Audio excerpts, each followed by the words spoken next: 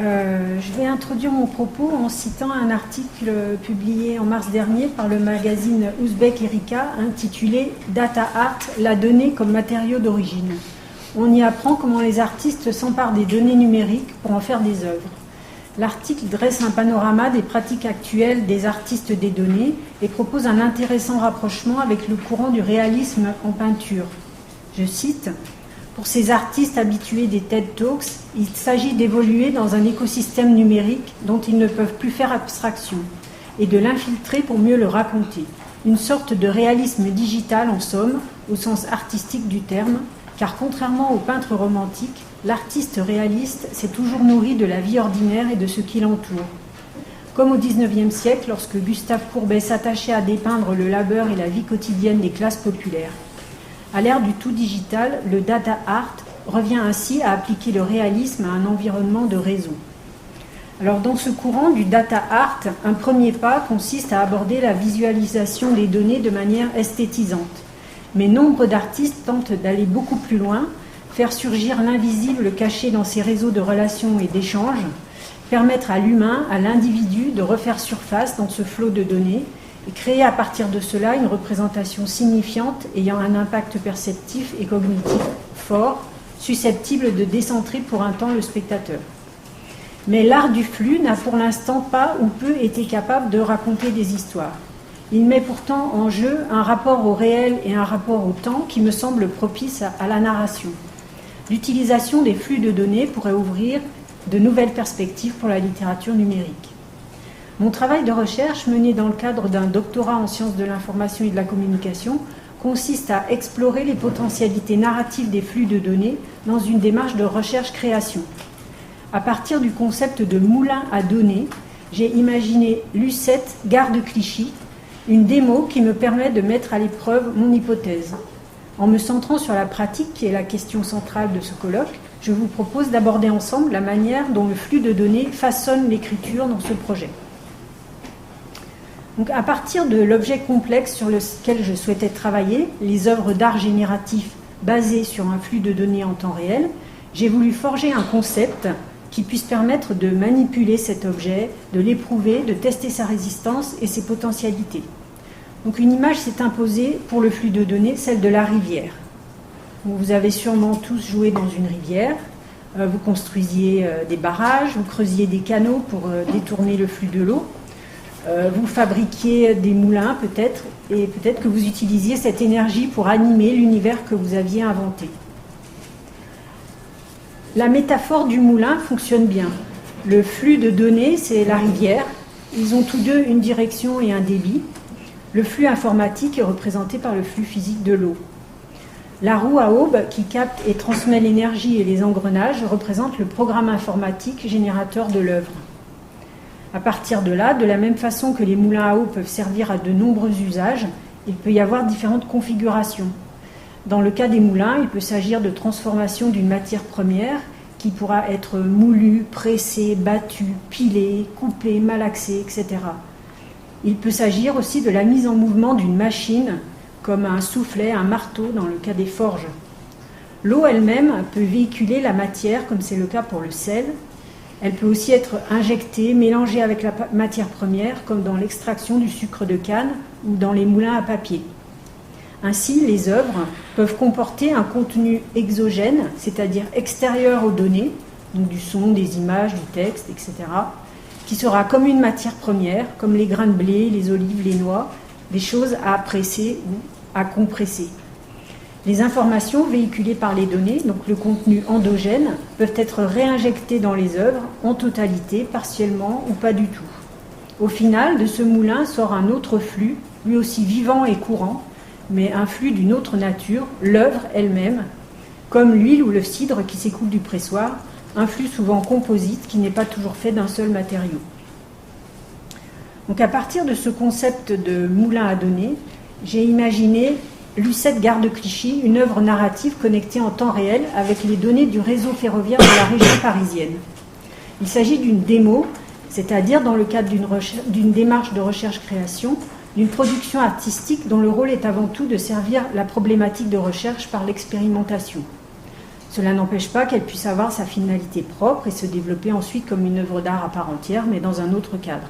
Ce qui compte ici, c'est le processus de création, les problèmes qu'il fait surgir et les solutions qui sont trouvées pour répondre à ces problèmes.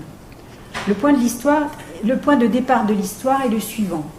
Lucette est une femme âgée qui habite juste en face de la gare de Clichy-le-Valois, tout près de Paris. De sa fenêtre, elle voit les voyageurs sortir de la gare. Sa vie est rythmée par les trains qui passent et qui lui amènent la plupart du temps des visites. Si nous reprenons l'image du moulin, le flux de données est composé des informations sur les trains qui arrivent en gare.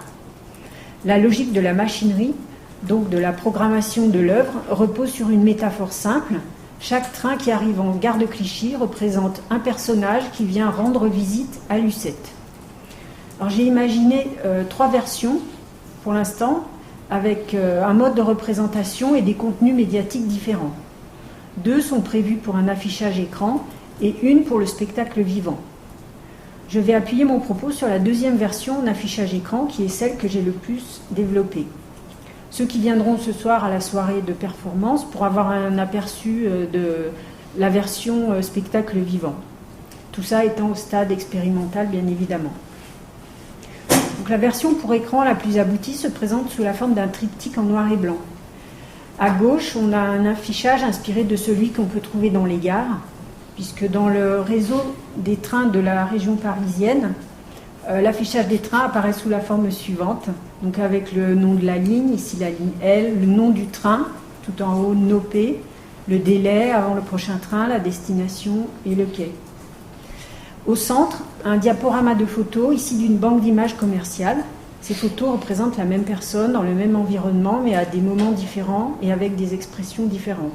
Et à droite, un affichage textuel.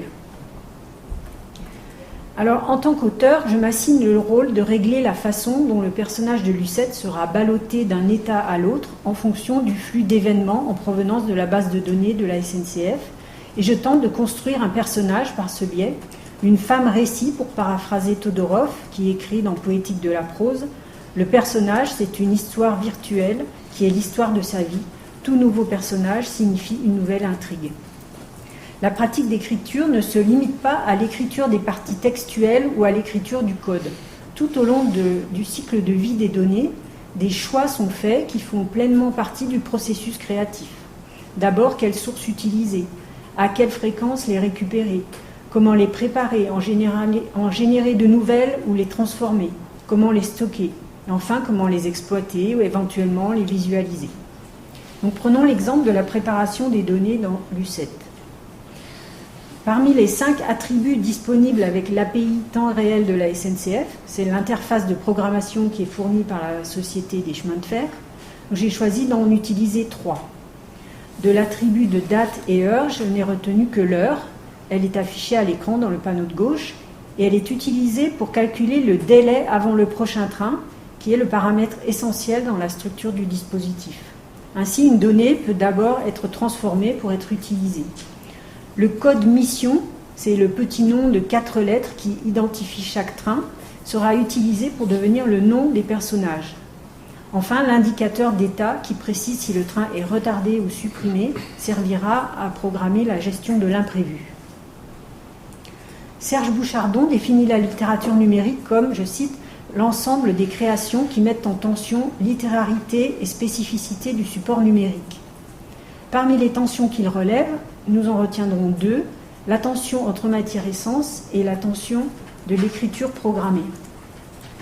Alors, c'est par la médiation de la forme que l'artiste résout la tension entre matière et sens. Dans les moulins à données, l'univers fictionnel est relié aux données par une métaphore signifiante qui conditionne la forme et sa cohérence et toute la logique de la programmation. Dans Lucette, les trains sont présentés comme un instrument de lien social, métaphore qui se traduit par une relation logique, un train égale un visiteur. Et par la chaîne causale, si Lucette reçoit une visite, alors elle est contente. L'univers fictionnel et la situation narrative en découlent. Il ne reste plus qu'à analyser les fiches horaires de la ligne L, je vais vous envoyer un exemple, pour lister les personnages. Donc il y en a 16. Certains seront plus présents que d'autres en fonction de la fréquence des trains, et ils s'appelleront Poppy, Nopé, Pasa, Posa, etc.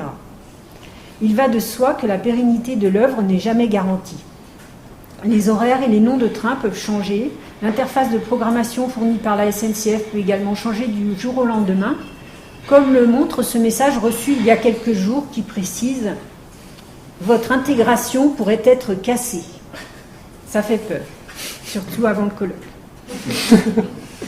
Le lien logique qui unit la fiction au réel donne sa justification à la forme, quel que soit le support choisi. Dans la forme triptyque pour affichage écran, il existe un lien de cause à effet entre les trois panneaux. Le panneau de gauche, celui de l'affichage des trains, fournit les informations causales. La partie centrale qui donne accès à l'image de Lucette en situation d'attente fournit des informations de l'ordre de la conséquence, car l'expression de son visage renseigne sur son état émotionnel. Et le panneau de droite, celui du monologue intérieur, explicite cet état émotionnel et apporte d'autres informations qui permettent de construire l'univers fictionnel. La logique de la programmation est également totalement dépendante de cette métaphore et de cette relation de cause à effet. Rentrons maintenant dans les détails de la tension qui se noue entre le processus et l'objet écrit. Avant toute chose, il est important de préciser que la majeure partie du texte n'est pas préexistante à l'œuvre. L'écriture découle du processus, ce qui permet de mettre à jour les contraintes et d'explorer les solutions possibles. Parce que le dispositif est assujetti à un flux de données en temps réel, les contraintes qui s'exercent sur l'écriture sont essentiellement temporelles. Selon la logique de la métaphore de base, j'ai voulu donner du sens à la fréquence des trains, qui représente la fréquence des visites que reçoit Lucette. Je calcule donc la durée prévue avant le prochain train et j'utilise ce paramètre pour faire varier l'affichage. Donc, je vous montre mon document de travail.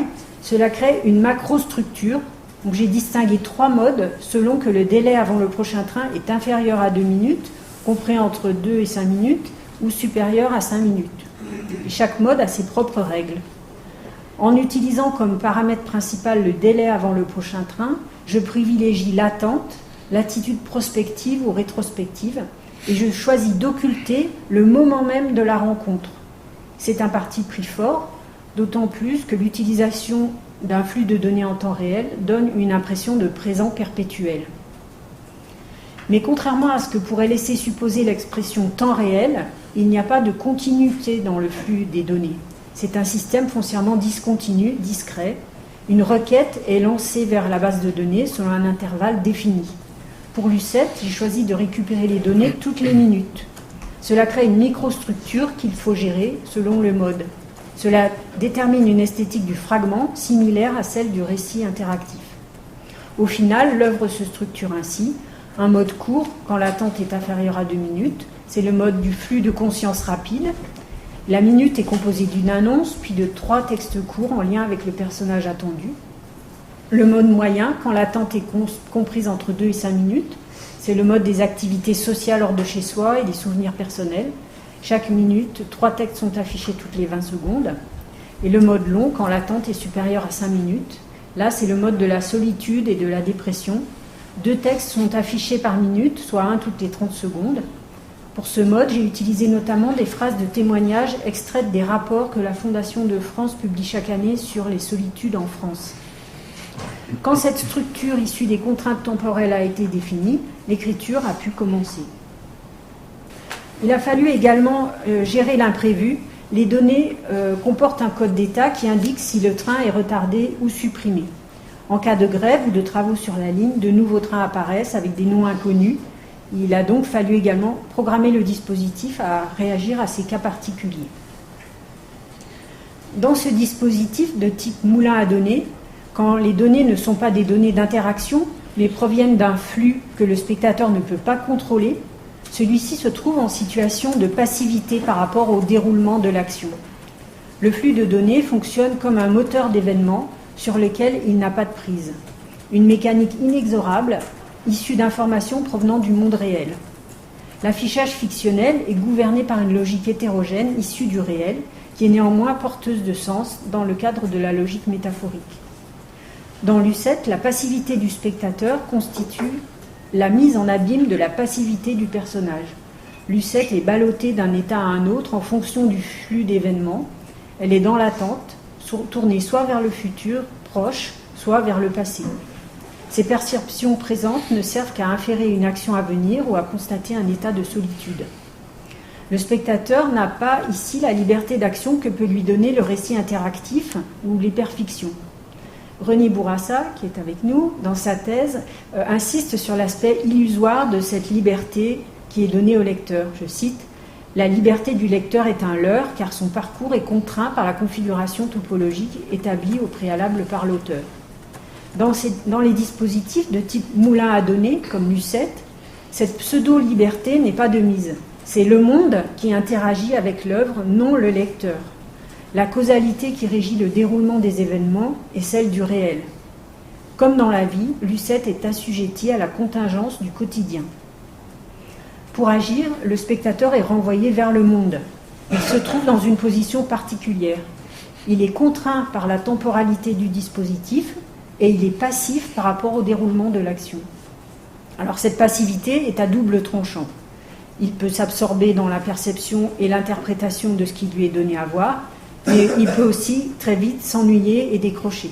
Il ne suffit pas de mettre en place une temporalité dynamique afin de rythmer la lecture. La qualité de l'écriture et de l'attention narrative seront primordiales pour capter l'attention. Le flux de données, en tant que moteur d'événements, est susceptible d'organiser la réticence de l'intrigue et fait office d'énergie potentielle dans le récit, pour citer une expression de Raphaël Baroni. J'ai préféré commencer sobrement pour ne pas masquer ce qui fait la spécificité de ce dispositif. Et il sera possible d'aller plus loin que je ne l'ai fait dans l'organisation de la discordance, pour reprendre le terme utilisé par Ricoeur dans Temps et Récit, et d'intégrer de nouvelles tensions. D'une certaine façon, l'œuvre adopte dès sa conception le point de vue du spectateur. Je cite Raphaël Baroni, « Si l'on se place du point de vue de la création de l'œuvre, on peut considérer l'intrigue comme une mise en forme de l'histoire ou comme le résultat d'un acte de configuration, inscrivant la succession contingente des événements dans une structure intentionnelle et compréhensible. Mais si l'on adopte le point de vue de celui pour qui cette forme est destinée, l'intrigue devient au contraire une expérience dynamique et partiellement indéterminée. » Le concept du moulin à données reproduit cette dynamique et cette indétermination partielle parce que la contingence de l'histoire racontée est puisée dans la contingence même du monde réel. Le lecteur peut retrouver la délicieuse position de voyeur absolu, pour reprendre le terme de Nathalie Relins, qu'il occupe ordinairement en lisant un livre. Le flux de données est utilisé via la métaphore pour créer une causalité qui n'a rien à voir avec le hasard ou l'aléatoire. Ce n'est pas par hasard que Lucette est gaie ou se sent seule, c'est parce qu'une personne a décidé de lui rendre visite ou pas. C'est parce qu'un train arrive en gare ou pas. Ce type de dispositif place au premier plan la question de l'action et de l'intention. Or, la métaphore de départ qui régit cette causalité a une particularité dans ce type de dispositif, elle est réactivée en permanence. C'est ce que j'ai appelé la métaphore switch. Comme un interrupteur qui passe de on à off, l'actualisation des données provoque des allers-retours permanents entre les deux objets qui sont mis en relation. La théorie cognitive de l'intégration conceptuelle de Fauconnier et Turner peut nous permettre de comprendre le mécanisme de création de sens qui a lieu dans la métaphore. Voilà. Donc on a un espace d'entrée, un premier espace d'entrée, ici c'est le train, un deuxième espace d'entrée, c'est le visiteur, l'espace générique, qui est à l'intersection des deux espaces d'entrée, regroupe les éléments sémantiques communs, ici la notion d'arriver dans un lieu à un moment donné et l'idée d'attente, et on a l'espace mixte, le blend, qui est le lieu de la métaphore, union des espaces d'entrée, qui génère un sens neuf. La particularité des moulins à données est que le lien entre les deux espaces d'entrée est réactivé à chaque fois que les données sont actualisées. Le spectateur est amené de façon répétée à créer du sens dans le blend.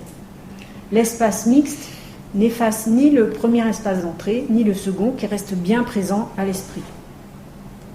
Donc, pour conclure, ce dispositif de moulin à données donne lieu à une écriture très contrainte. La métaphore de départ génère une logique. Celle-ci est mise en œuvre dans la programmation et dans la création des contenus, en tenant compte des contraintes de la dynamique temporelle. Dans cette réflexion et cette expérimentation, je suis actuellement au milieu du gué. Quels effets auront sur les lecteurs l'indexation de l'œuvre à la contingence du réel, la réactualisation permanente de la métaphore qui structure l'œuvre et la passivité forcée. Quel rapport entretiendront-ils avec un dénouement potentiel ou effectif? L'étude de la réception permettra d'analyser ces effets et de vérifier si le potentiel signifiant se réalise ou pas. Je vous remercie.